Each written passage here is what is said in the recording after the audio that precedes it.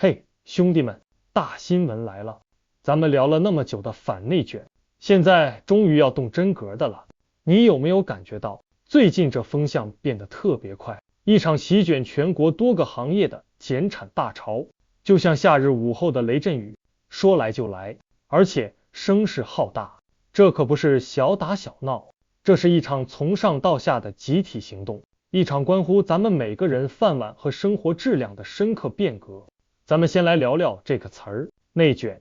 说白了，它就像一群人在电影院里看电影，本来大家都坐着，看得好好的，突然有个人为了看得更清楚，站了起来。他一站起来，后面的人为了不被挡住，也只能被迫站起来。最后，所有人都站着看完了整场电影，累得腰酸背痛，但观影效果一点没变好，甚至更差了。这就是内卷。一种毫无意义的消耗式的竞争，每个人都付出了更多，但谁也没得到好处。这些年，这种站着看电影的怪象在咱们国家好多行业里头愈演愈烈，简直成了一片红海战场。特别是汽车、光伏、锂电池这几个领域，那打的叫一个天昏地暗。你瞅瞅满大街跑的新能源车，价格一个比一个低，配置一个比一个卷，车企们就像是参加一场没有终点的军备竞赛，拼了命的砸钱、扩产、降价，目的就是为了从对手嘴里多抢一块蛋糕。他们投入了山一样的人力、海一样的物力和一样的财力，结果呢，整个行业的利润薄得像一张纸，风一吹就破。这种伤敌1000自损800的玩法，就像是武林高手比拼内力，最后两个人都口吐鲜血，同归于尽。这哪是竞争啊，这简直是在集体自毁长城。好在呀，国家终于看不下去了，开始出手拉偏价，不对，是拯救整个市场。人民日报，这可是风向标啊！前段时间头版发了篇文章，标题就叫在破除内卷式竞争中实现高质量发展。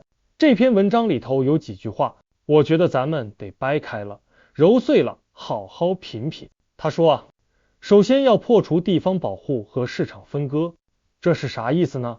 就是不能各家自扫门前雪，你搞你的标准，我搞我的壁垒，最后把一个完整的国内大市场切割得七零八落，让商品和资源没法自由流动。这本身就是一种内耗。其次，他明确告诉我们，竞争是市场经济的灵魂，但内卷这种恶性竞争是市场的毒瘤，它会削弱整个行业的战斗力。你想啊，大家都在家里打得头破血流，哪还有精力去国际市场上跟别人一较高下？它还会破坏产业的生态环境，让整个链条上的企业都活得战战兢兢。更要命的是，它会阻碍咱们国家建立强大的内部经济循环，钱和资源都在空转，没有真正创造价值。再者，怎么破局，关键在于处理好政府和市场的关系。这里提了个词，叫有位政府和有效市场。咱们可以把它想象成一场足球赛，市场呢，就是场上踢球的运动员，负责进攻、盘带、射门，发挥创造力。而政府呢，就是那个吹哨的裁判，他不能亲自下场去强求，但他要保证比赛公平，谁犯规了就给谁掏牌，保证大家都在规则内玩。以前可能有些地方的裁判太想赢了，忍不住自己下场踢几脚，结果反而把比赛搞乱了。现在就是要让裁判回归裁判的角色，让运动员专心踢球，而且这次是动真格的，要重拳出击。怎么个重拳法？比如加强产品抽查，你卖的东西标的参数和实际一样吗？敢不敢拉出来溜溜？还有要搞反不正当竞争执法，那些用低于成本价倾销的、恶意模仿的、造假售假的，有一个算一个，都得挨板子。你以为这就完了？还没呢。中央财经委员会也发话了，强调要治理企业低价无序竞争，引导大家把心思花在提升产品品质上，让那些落后的、只会打价格战的产能有序地退出市场。这下子从顶层设计到舆论引导，再到具体执行，一套组合拳打下来，整个风气立马就不一样了。你看看光伏行业那些玻璃巨头，立马就响应了，集体宣布从7月份开始减产30%，大家先喘口气，别再互相捅刀子了，先把价格稳住再说。水泥行业协会也发了文，号召大家别再卷了，要一起推动行业健康发展。就连钢铁行业，一些钢厂也收到了减产通知，要从这种泥潭里爬出来。这一系列的动作，表面上看是行业在响应国家号召，但往深里想，这更像是一场轰轰烈烈的自救行动啊！内卷的苦，企业自己最清楚，就像温水煮青蛙，再不跳出来，就真的要被煮熟了。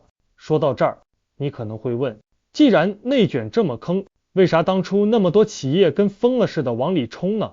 这背后的原因其实有点魔幻，也挺让人无奈的。最根本的一点就是产能过剩了。你想想，市场上有100个馒头的需求，结果1000个作坊都在蒸馒头，蒸出来1万个，卖给谁去？卖不掉怎么办？为了活下去，只能降价。你卖1块，我就卖8毛，他卖5毛，看谁能熬死谁。你可能会觉得降价好啊，我们消费者能占便宜。兄弟，格局小了不是？在一个整体的经济环境里，没有谁能独善其身。那些大企业为了活命，也不可能一直做亏本买卖啊，那利润从哪儿来？开源节流呗。节流这边大家应该都感觉到了，裁员降薪的寒气一阵阵吹过来。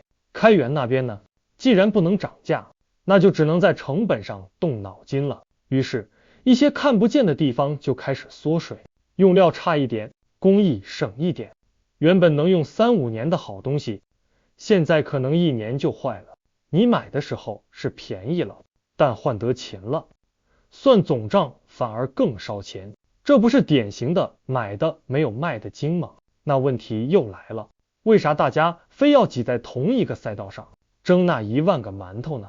这就不得不提到地方政府的指挥棒了。很多地方每年都有经济增长的考核指标，也就是我们常说的 GDP。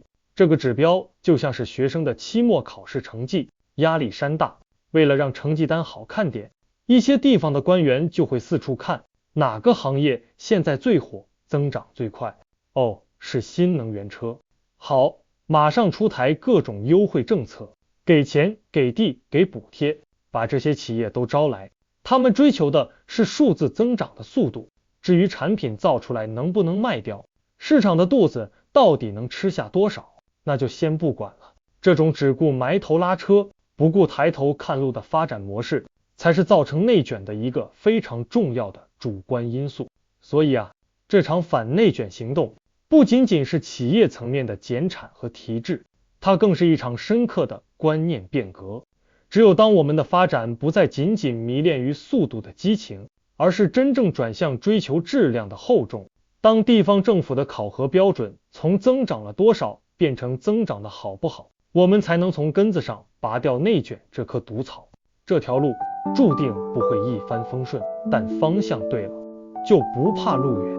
未来我们期待的是一个不再需要站着看电影的市场，一个大家都能坐下来，凭真本事、好产品、优服务，舒舒服服的把钱挣了的美好未来。好了，我今天就讲到这里，谢谢各位。